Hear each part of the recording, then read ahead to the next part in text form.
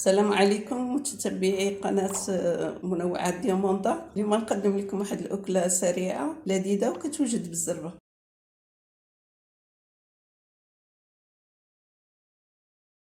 عندنا فلفلة كبيرة وبصلة كبيرة ومعلقة ديال البزار، شوية ديال زيت العود، شوية فاش نسوطيوها، وشوية الملح.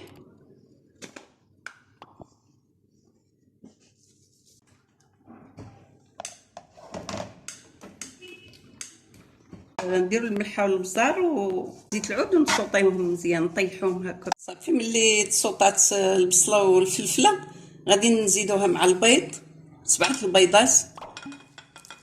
البيضات، معلقه ديال الزعتره، معلقه ديال المعدنوس، شويه الملح، شويه البزار على حساب الذوق،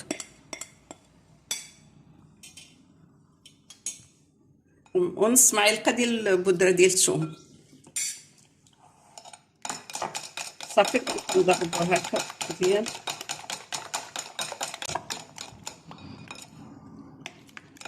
صافي كنخلطو مزيان، كنشعلو عليهم العافيه. صافي كنحركوها مزيان تخلط مزيان، نكبوها في المقله.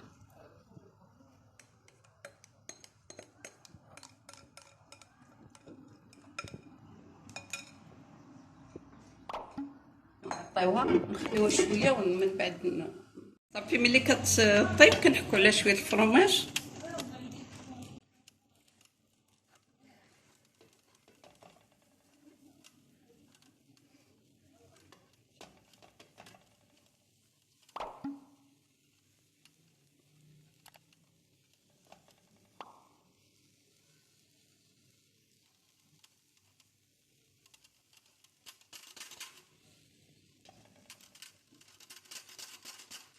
صافي وكنغطيوها شويه نخليوها تيذوب الفرماج صافي، ومن بعد نقدموه.